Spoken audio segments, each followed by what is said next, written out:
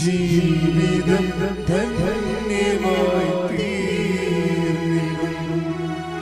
അവൻ പറയുന്നതും ചെയ്തിടുകിൽ ജീവിതം ധന്യമായി തീർന്നിടും. വിശ്വസിക്കണമെങ്കിൽ എന്ത് ചെയ്യണം? വിശ്വാസം എന്ത് ചെയ്യണം? നമ്മൾ ഇപ്പം അവനിൽ അയച്ചവന് വിശ്വസിക്കുക, അതാണ് ദൈവഹിതപ്രകാരമുള്ള പ്രവൃത്തി.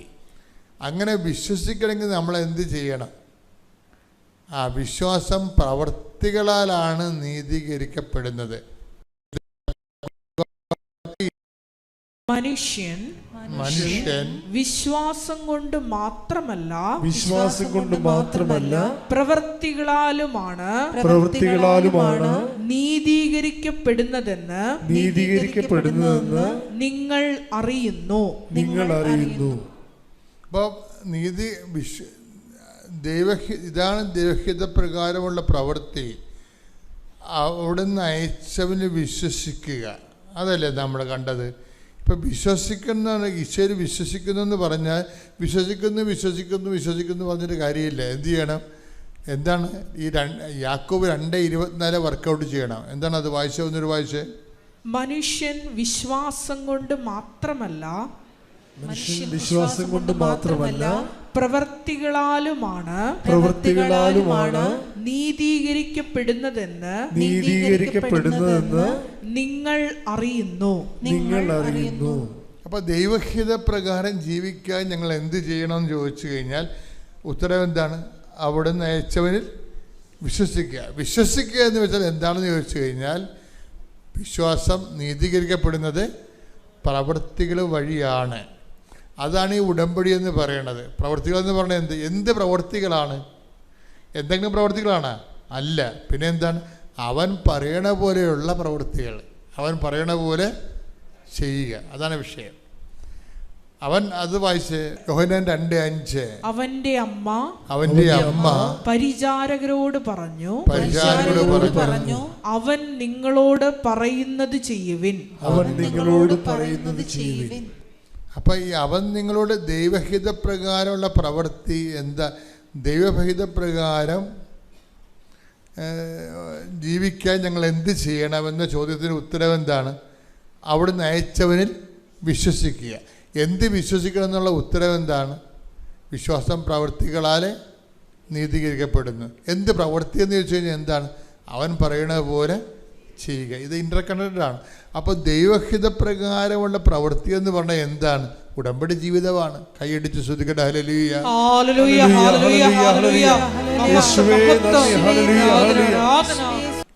എനിക്ക് നിങ്ങളോട് പറയാനുള്ളത്, ദൈവം ഒരിക്കലും എന്നെ സംബന്ധിച്ചിടത്തോളം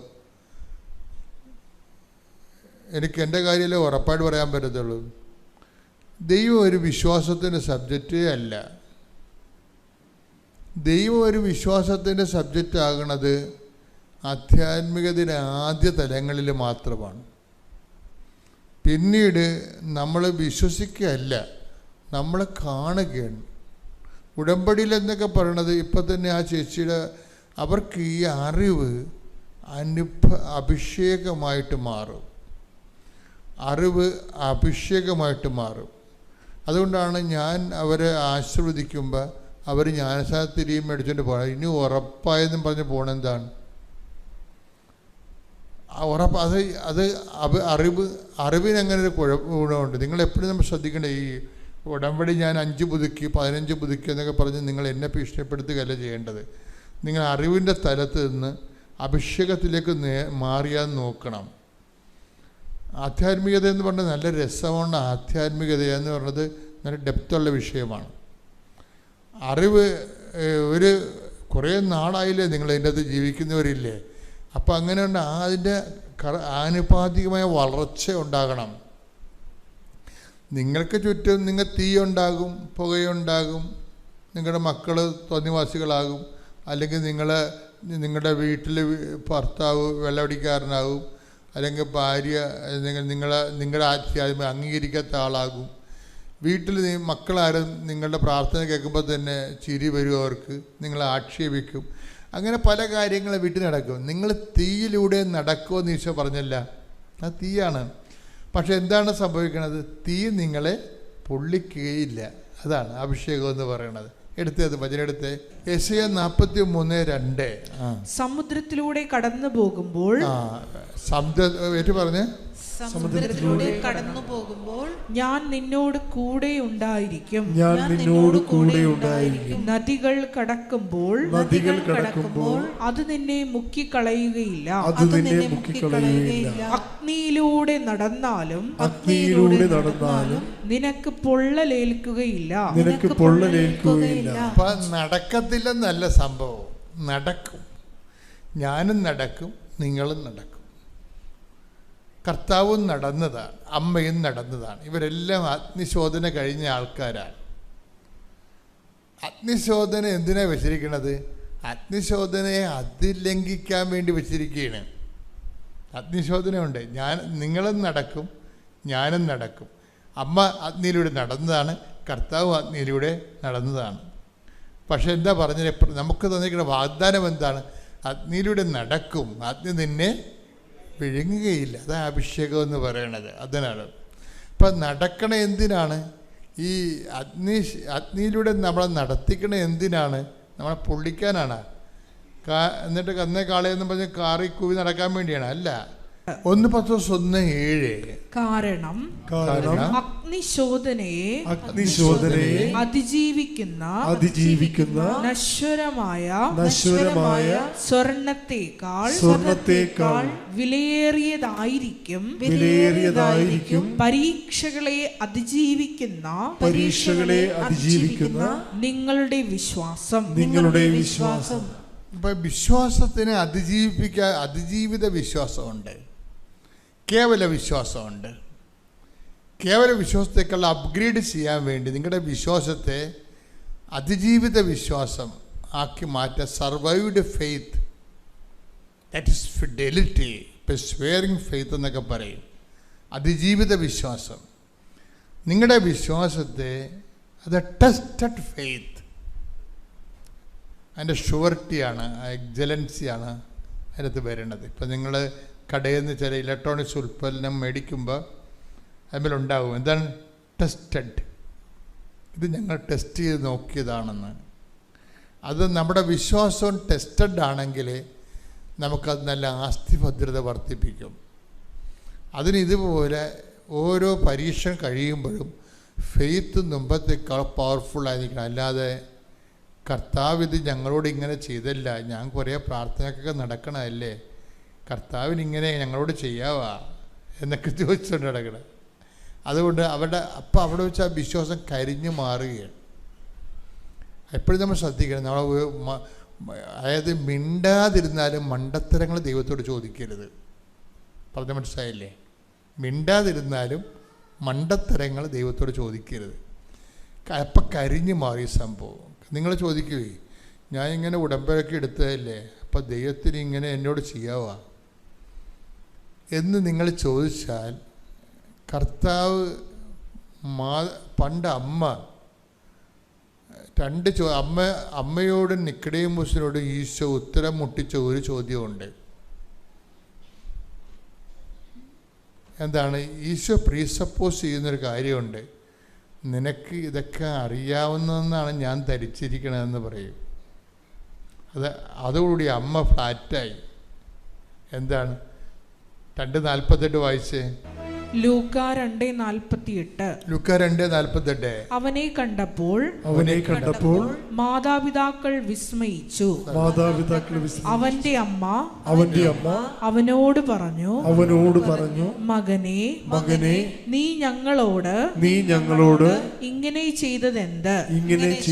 കണ്ട എനിക്ക് അമ്മ ചോദിച്ചതാണ്, എൻ്റെ ഇതാണ് ഈ കാണാതെ പോയില്ലേ കർത്താവിനെ ദേവാലയത്തിൽ വെച്ച് വേദശാസ്ത്രങ്ങളെ തർക്കിച്ചുകൊണ്ടിരുന്ന സമയത്ത് മാതാവിൻ്റെ കയ്യിൽ നിന്ന് വിട്ടുപോയില്ലേ? അതാ ചോദിക്കേണ്ടത്, എൻ്റെ മകനെ നീ എന്താണ് ഞങ്ങളോട് ഇങ്ങനെ ചെയ്തത്? അത് നമ്മളും ചോദിക്കണതാണ്. ഞാൻ ഉടമ്പടി എടുത്തതല്ലേ, എന്താ ദൈവം എന്നോട് ഇങ്ങനെ ചെയ്തത്? എൻ്റെ പേര് ജെസ്സി സോജൻ, കണ്ണൂർ ജില്ലയിൽ വായട്ടുറമ്പ് ഇടവകയിൽ നിന്ന് വരുന്നു.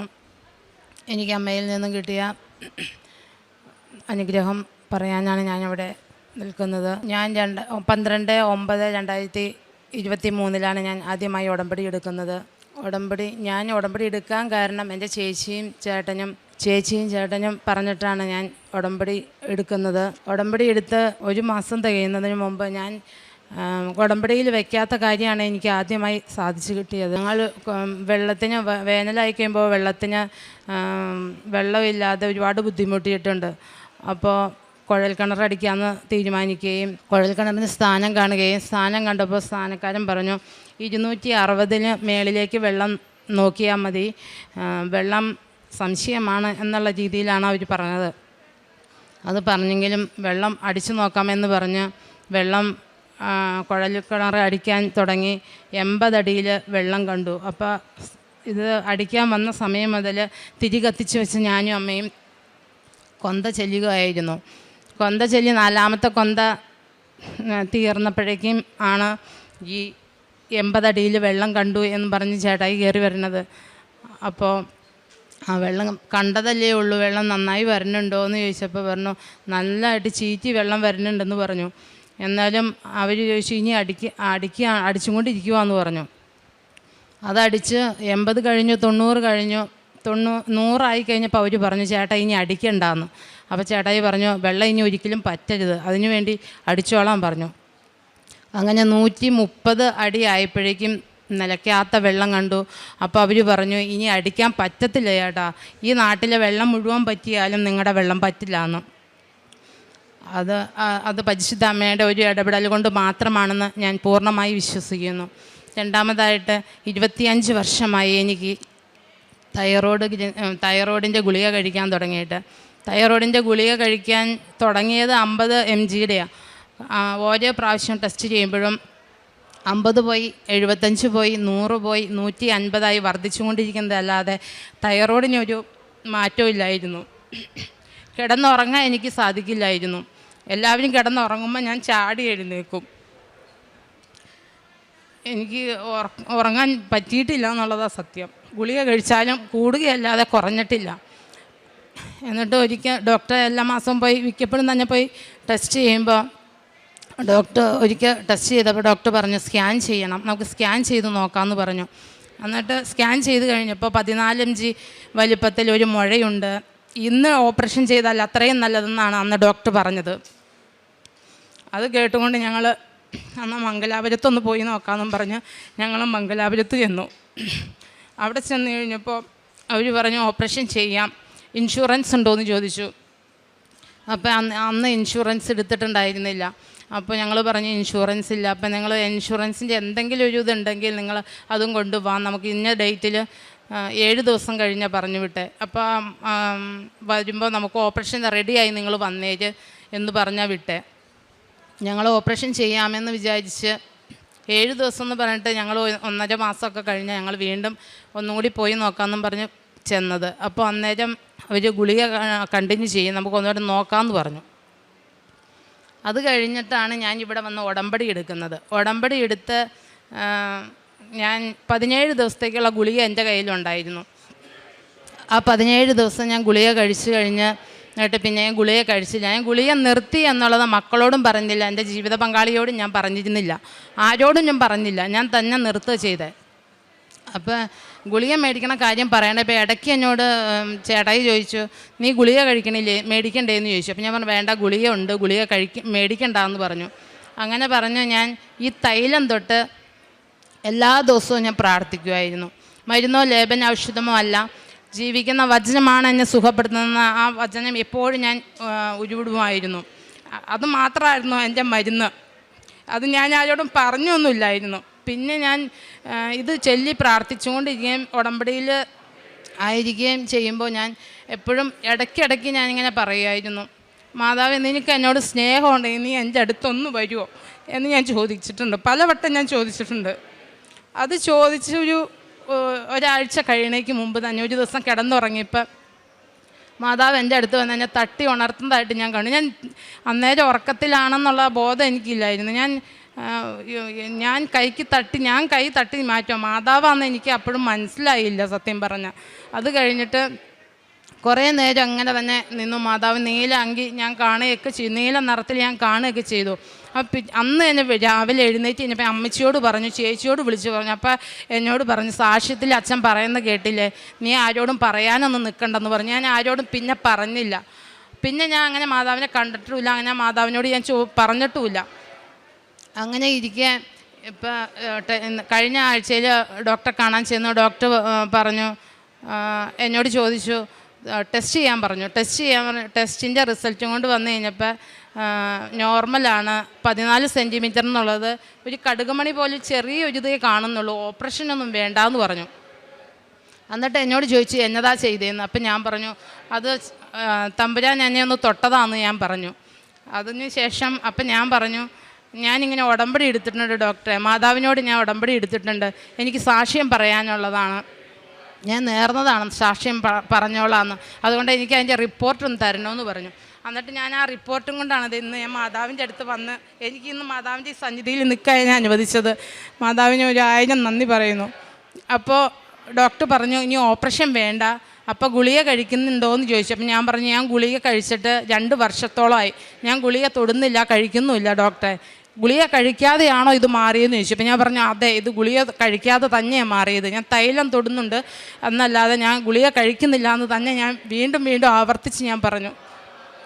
ഇന്നിപ്പോൾ ഈ സന്നിധിയിൽ ഞാനിത് ഇപ്പോഴും ഞാൻ ഗുളിക ഒന്നും കഴിക്കുന്നില്ല, ഇനി ഞാൻ കഴിക്കുന്നുമില്ല. കാരണം തമ്പുരാൻ അറിയാതെ ഒന്നും സംഭവിക്കുന്നില്ല എന്നുള്ള പൂർണ്ണ വിശ്വാസം എനിക്കുണ്ട്. പിന്നെ ദിവസവും ഞാൻ കുർബാന മുടക്കാറില്ല, കുർബാനയ്ക്ക് പോകാറുണ്ട്. പിന്നെ എന്തെങ്കിലുമൊക്കെ ഒരു അസ്വസ്ഥത, എനിക്ക് നടുവിന് പ്രശ്നമുള്ളതാണ്. പക്ഷേ ഈ ഉടമ്പടി എടുത്തതിന് ശേഷം എനിക്ക് മരുന്ന് അങ്ങനെ കഴിക്കേണ്ടി വന്നു. മറ്റേത് എന്നും ആസ്പത്രിയിലായിരുന്നു, എന്നും അതെ, ഒന്നിക്കൊന്നരാടെ ഞാൻ ആസ്പത്രി കയറി ഇറങ്ങണമായിരുന്നു. ഇപ്പം ഞാൻ അങ്ങനെ ഗുളികയൊന്നും കഴിക്കുന്നില്ല. ദേവാലയത്തിൽ പോകാൻ വിശുദ്ധ കുർബാന ആത്മാർത്ഥമായിട്ട് എനിക്ക് കാണാൻ കഴിയുന്നുണ്ട്. രണ്ടാമത് കുംസാരം 2 ആഴ്ച കൂടുമ്പോഴെങ്കിലും ഞാൻ കുംസാരിക്കുന്നുണ്ട്. പിന്നെ പ്രേക്ഷിത പ്രവർത്തനം എന്ന് പറഞ്ഞു കഴിഞ്ഞാൽ വൃദ്ധസദനത്തിൽ പോയി മാതാപിതാക്കളോട് കൂടെ ഞാൻ സ്പെൻഡ് ചെയ്യും. പിന്നെ അവർക്ക് വേണ്ട കാര്യങ്ങളൊക്കെ ചെയ്തു കൊടുക്കും. തുണി കഴുകുക, റൂം അടിച്ചു വാരി തുടയ്ക്കുക, അവരെ കുളിപ്പിക്കുക, ഇതൊക്കെ ഞാൻ ചെയ്യാറുണ്ട്. പിന്നെ ഭക്ഷണം ഉണ്ടാക്കി ഞാൻ കൊണ്ട് കൊടുക്കാറുണ്ട്, വൃദ്ധസദനത്തിൽ കൊടുക്കാറുണ്ട്, അല്ലാതെ ആസ്പത്രികളിൽ പറ്റുന്ന പോലെയൊക്കെ ഞാൻ ചെയ്യാറുണ്ട്. പിന്നെ പ്രാർത്ഥന മുടക്കാതെ പ്രാർത്ഥിക്കാനും സാധിക്കുന്നുണ്ട്. മറ്റേത് എനിക്ക് ഭയങ്കര അലസതയായിരുന്നു, പ്രാർത്ഥിക്കണം എന്ന് പറച്ചിലല്ലാതെ ആത്മാർത്ഥതയോടെ ഞാൻ പ്രാർത്ഥിക്കാറില്ലായിരുന്നു. പിന്നെ ഏറ്റവും വലിയതെന്ന് വെച്ച് കഴിഞ്ഞാൽ എനിക്ക് കോപം കൂടുതലാണ്. ഒന്ന് പറഞ്ഞ് 2-ാം വാക്കിനെ എടുത്ത് ചാടും, ഈ കാര്യമൊന്നും ചോദിക്കുകയോ പറയുകയൊന്നും ചെയ്യില്ല. ഭയങ്കര ദേഷ്യമായിരുന്നു എനിക്ക്. അപ്പോൾ എല്ലാവരും പറയാറുണ്ട് തൈറോയ്ഡുള്ളവർക്ക് ദേഷ്യം കൂടുതലാണ്. പക്ഷേ തൈറോയിഡിൻ്റെ ദേഷ്യമൊന്നുമില്ല, അല്ലെങ്കിൽ എനിക്ക് ഭയങ്കര ദേഷ്യമായിരുന്നു. കാരണം ഞാൻ ചോദിക്കുന്ന വഴിയൊന്നും ഞാൻ തമ്പുരാനോട് ഓർമ്മ വെച്ച സമയം മുതൽ എൻ്റെ അമ്മ എന്നെ പഠിപ്പിച്ചിട്ടുള്ള അമ്മയുടെ വിശ്വാസം കണ്ടാണ് ഞാൻ വളർന്നതെങ്കിലും അമ്മയുടെ വിശ്വാസമൊന്നും എനിക്കില്ലായിരുന്നു.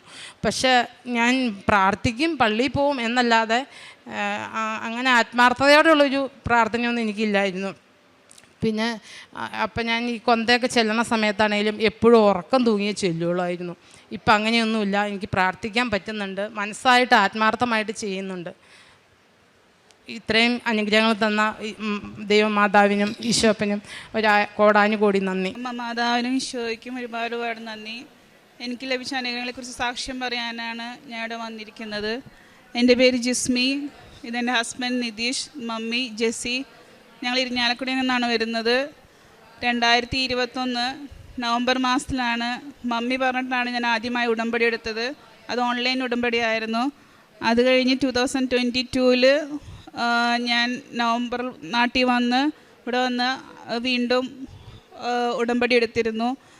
ഓൺലൈൻ ഉടമ്പടി ഒഴിച്ച് എനിക്ക് കൂടുതൽ അനുഗ്രഹങ്ങളാണ് എനിക്കിവിടെ കൂടുതലായിട്ടും പറയാനുള്ളത്. എൻ്റെ ഹസ്ബൻഡ് 2 വർഷമായിട്ട് അവിടെ ഞങ്ങൾ മാൾട്ടയിലാണ് സെറ്റിൽ ആയിരിക്കുന്നത്. അപ്പോൾ അവിടെ ഒരു ജോലിക്ക് വേണ്ടി ട്രൈ ചെയ്തിരുന്നു. ഞാൻ ഓൺലൈനായിട്ട് ഉടമ്പടി എടുത്തതിന് ശേഷമാണ് ഒരു നല്ലൊരു ജോലി കിട്ടുവാനും അത് കാഷ്വലായിട്ടൊരു ടോക്കിലൂടെ ഒരു ഇൻ്റർവ്യൂ പോലും ഇല്ലാതെ നല്ലൊരു ജോലിക്ക് കയറാൻ സാധിച്ചു. അത് കഴിഞ്ഞ് ഞങ്ങൾക്ക് വാടകയ്ക്ക് വീട് മാറേണ്ട ഒരു ദിവസം ലാസ്റ്റ് ഡേറ്റിലായിരുന്നു. അപ്പോൾ ഞങ്ങൾ ആദ്യം ആ ഒരു ഉടമ്പടിയിലായിരിക്കണ ഒരു ആക്ച്വൽ ഒരു സിറ്റുവേഷൻ ആയിരുന്നില്ല. അത് കഴിഞ്ഞ് കൂടുതൽ ഞങ്ങൾ പ്രാർത്ഥിച്ചു. ചേട്ടായി പിന്നെ കളിയാക്കുമായിരുന്നു, എവിടെ നിൻ്റെ മാതാവ്, നിനക്ക് ഇതുവരെ ഒരു വീട് പോലും അവസാന ദിവസം ആയിട്ട് പോലും കിട്ടിയില്ലല്ലോ എന്ന്. അങ്ങനെ നവംബർ 28 ഞങ്ങൾക്ക് വീട് വിട്ടിറങ്ങണമായിരുന്നു. ഹൗസ് ഓണറോട് ഞങ്ങൾ റിക്വസ്റ്റ് ചെയ്തു, മാതാവിനോട് ഞാൻ പ്രാർത്ഥിച്ചു. അപ്പോൾ അവർ നീട്ടി തന്നു. 30th വരെ നിന്നോളാൻ പറഞ്ഞു. 30th ഞങ്ങൾക്കൊരു വീട് അറേഞ്ച്മെൻ്റ് ഉണ്ടായിരുന്നു. പക്ഷേ ചെന്നപ്പോൾ അവർക്ക് ഇഷ്ടപ്പെട്ടില്ലായിരുന്നു. അപ്പോൾ ഞങ്ങൾക്ക് അവർ പ്രത്യേകിച്ച് റിപ്ലൈ ഒന്നും തന്നില്ല. അത് കഴിഞ്ഞ് ഈവനിങ് അന്ന് ആ സെയിം ഡേ ഈവനിങ്ങിൽ ഞങ്ങൾക്ക് 5 മണിക്ക് വേറൊരു വീട് റെഡിയായി. ഞങ്ങൾ ചെന്ന് കണ്ടു. ഞാൻ വിശ്വാസപ്രമാണം ചൊല്ലി ഉപ്പിട്ട് പ്രാർത്ഥിച്ചു. അവർക്ക് ഓണർക്ക് ഒരു കുഴപ്പമില്ലായിരുന്നു. നല്ലൊരു ഓണറായിരുന്നു, ലേഡി ആയിരുന്നു. അങ്ങനെ ഒരു ബ്ലൂ കളർ പെയിൻ്റ് അടിച്ച വീടായിരുന്നു. ഞാൻ പ്രത്യേകം പറഞ്ഞായിരുന്നു എനിക്കൊരു അടയാളം വേണമെന്ന്. പിന്നെ ആ ഒരു വീട് ചർച്ചിൻ്റെ അടുത്തായിരുന്നു. ആ ചർച്ച് മാതാവിൻ്റെ ചർച്ചായിരുന്നു. അങ്ങനെ പ്രത്യേകം അങ്ങനൊരു വീട് തന്നതിന് ഞങ്ങൾക്ക് ഒരുപാട് നന്ദിയുണ്ട്. ഇപ്പോഴും ഞങ്ങൾ ആ വീട്ടിലാണ് താമസിക്കുന്നത്. പിന്നെ അടുത്ത അനുഗ്രഹം എന്ന് പറയാനുള്ളത്, ഞങ്ങളൊരു 6 മാസമായിട്ട് കാറിന് വേണ്ടി പ്രാർത്ഥിച്ചിരുന്നു. അതിലും എനിക്കൊരു അടയാളം വേണമെന്ന് ഞാൻ പറഞ്ഞിരുന്നു. അങ്ങനെ 6 മാസത്തിന് ശേഷം ഞങ്ങൾക്കൊരു ജൂൺ മാസത്തിൽ 2 years ബാക്കായിരുന്നു. ജൂൺ മാസത്തിൽ ഞങ്ങൾക്കൊരു ആഷ് കളർ, മാതാവിൻ്റെ കളറിനോട് ചേർന്നൊരു കളർ തന്ന് മാതാവ് ഞങ്ങൾക്കൊരു കാറ് തന്ന് അനുഗ്രഹിച്ചു. അതുകൂടാതെ മദറിൻലോയുടെ വീട്ടിൽ ഇയേഴ്സായിട്ട് കുറച്ച് 20 years മേലെ ആയിട്ട് പ്രശ്നങ്ങൾ നടന്നിരുന്നു. അവർ സിബ്ലിങ്സ് തമ്മിൽ സംസാരിക്കുന്നില്ലായിരുന്നു. ഇപ്പോൾ ഞങ്ങൾ വീട്ടിലോട്ട് പോകുമായിരുന്നു, എന്നാൽ പോലും അവർ തമ്മിൽ അത്രയും ചേർച്ചയുണ്ടായിരുന്നില്ല. ഇപ്പോൾ ഞങ്ങൾ ചെല്ലുമ്പോൾ അറ്റ്ലീസ്റ്റ് അവർ ഞങ്ങളുടെ ഒപ്പം വന്നിരുന്ന് ചായ കുടിക്കാനും സംസാരിക്കാനും ഒരു സിറ്റുവേഷൻ വരെ മാതാവ് ഞങ്ങൾക്ക് തന്ന് അനുഗ്രഹിച്ചു. 25 വർഷമായിട്ട് അവർ സംസാരിക്കുന്നില്ലായിരുന്നു. ഇപ്പോഴാണ് അവർ വീണ്ടും പഴയ രീതിയിലിട്ടില്ലെങ്കിൽ പോലും അറ്റ്ലീസ്റ്റ് കൂടെ വന്നിരുന്ന് ചായ കുടിക്കാനും സംസാരിക്കാനും ഒരു സിറ്റുവേഷൻ മാതാവ് വഴിയാണ് തന്നതെന്ന് എനിക്കിപ്പോൾ ഇവിടെ പ്രഖ്യാപിക്കാൻ സാധിക്കും. അതുപോലെ തന്നെ ഞങ്ങളിപ്പോൾ ഇവിടെ വരാനും ഇവിടെ വന്ന് സാക്ഷ്യം പറയാനും അടുത്ത അനുഗ്രഹം എന്ന് പറയുന്നത്, എൻ്റെ ഉടമ്പടി പത്രം കാണാതായിട്ട് 2 വർഷമായി. കഴിഞ്ഞ 2 വർഷം മുമ്പാണ് ഞാൻ നാട്ടിൽ വന്ന് ഓൺലൈനായിട്ട് ഉടമ്പടി എടുത്തത്. ഇവിടുന്ന് പോയി പിറ്റേ ദിവസം തൊട്ട് ഞാൻ അവിടെ ചെന്ന് പത്രം അന്വേഷിക്കുന്നുണ്ടായിരുന്നു. മമ്മിയോടാണെങ്കിലും എൻ്റെ ചേട്ടായിയുടെ മമ്മിയോടാണെങ്കിൽ വിളിച്ച് പത്രം തരാൻ പറഞ്ഞ് ആർക്കും കണ്ടുപിടിക്കാൻ കിട്ടിയില്ല. ഇവിടെ വന്ന് എനിക്ക് സാക്ഷ്യം പറയണമായിരുന്നു, ഉടമ്പടി പുതുക്കണമായിരുന്നു. അങ്ങനെ ഞാൻ കഴിഞ്ഞ ചൊവ്വാഴ്ചയിൽ ഉടമ്പടി ധ്യാനം കൂടി പ്രാർത്ഥിച്ചു. എനിക്ക് ധ്യാനം തീരുന്നതിന് മുമ്പ് എനിക്ക് പത്രം കിട്ടണമെന്ന് ഭയങ്കര ആഗ്രഹമായിരുന്നു. അങ്ങനെ ധ്യാനം കൂടിക്കൊണ്ടിരിക്കുമ്പോൾ എന്തോ എനിക്കൊരു തോന്നൽ വന്നു, കബോർഡ് തുറക്കുക. കൈ എങ്ങനെയോ എൻ്റെ കബോർഡ് ഷെൽഫിലോട്ട് പോയി. എൻ്റെ കയ്യിൽ തടഞ്ഞത് പത്രമായിരുന്നു. ആ ഒരൊറ്റ കാരണം കൊണ്ട് മാത്രമാണ് ഞാനിപ്പോൾ ഇവിടെ ഈ വേദിയിൽ നിന്ന്, ഈ അൾത്താരയിൽ നിന്ന് നിങ്ങളെല്ലാവരുടെയും മുമ്പിൽ മാതാവിനെ എനിക്ക് പ്രഖ്യാപിക്കാൻ സാധിക്കുന്നത്. എനിക്ക് തന്ന എല്ലാ അനുഗ്രഹങ്ങൾക്കും ഒരുപാട് നന്ദി പറയുന്നു. കാരുണ്യ പ്രവർത്തികൾക്കായി ഞാനിവിടുന്ന് പത്രം വാങ്ങിച്ചുകൊണ്ട് പോയി. ഉടമ്പടി എടുത്ത സമയത്ത് പത്രം വാങ്ങിച്ച് ഹോസ്പിറ്റലിലാണെങ്കിലും ബസ് സ്റ്റാൻഡിലാണെങ്കിലും കൊടുത്തിട്ടുണ്ട്. അതുകൂടാതെ മമ്മി ഇവിടുന്ന് എനിക്ക് പത്രം അയച്ചു തരുമായിരുന്നു മാൾട്ടയിലോട്ട്. അപ്പോൾ അവിടെ ഞങ്ങൾ ഇംഗ്ലീഷ് പത്രമായിരുന്നു അയച്ചു തന്നിരുന്നത്. അപ്പോൾ അവിടെ എല്ലാ മൾട്ടീസ് പീപ്പിൾക്കും എല്ലാവർക്കും കൊടുത്ത് ഞങ്ങൾ മാതാവിനെ കുറിച്ച് പറയുമായിരുന്നു. ഇങ്ങനെ ഒരു കൃപാസത്തിനെ കുറിച്ച് പറയുമായിരുന്നു. ഇങ്ങനെ ഒരു സ്ഥലം, ആൾക്കാർ, അച്ഛൻ എല്ലാവരെ കുറിച്ച് ഞങ്ങളവിടെ പറഞ്ഞിട്ടുണ്ട്. അതുകൂടാതെ ഞങ്ങൾ മാസം ഞങ്ങളുടേതാവുന്നൊരു തുക വീട്ടിലേക്ക് അയച്ചു കൊടുത്ത് അവർ പാവപ്പെട്ടവർക്കാണെങ്കിലും ക്യാൻസർ രോഗികൾക്കാണെങ്കിലും നല്ലൊരു കാരുണ്യ പ്രവർത്തികൾക്ക് വേണ്ടി ഞങ്ങളൊരു തുക മാറ്റിവെച്ചിട്ടുണ്ട്. ഞാൻ ചെയ്ത പാപങ്ങളെ ഓർത്ത് പലപ്പോഴും ഞാൻ അങ്ങനെ ആലോചിച്ചിട്ടുണ്ട്. ഇനി ഞാൻ ഇത്രയും സമയമെടുത്ത് മാതാവിൻ്റെ അടുക്കലേക്ക് എത്താനായിട്ട്. മാതാവ് വഴിയാണ് എൻ്റെ വീടും അറ്റ്ലീസ്റ്റ് എൻ്റെ വീട്ടിലുള്ളവരും കൂടുതൽ വിശുദ്ധിയിലേക്ക് എത്താനായിട്ട് കൂടുതൽ എന്നെ മാതാവ് അനുഗ്രഹിച്ചു കൊണ്ടിരിക്കുന്നു. ഇത്രയും നന്ന അനുഗ്രഹങ്ങൾക്ക് ഒരുപാട് നന്ദി പറയുന്നു.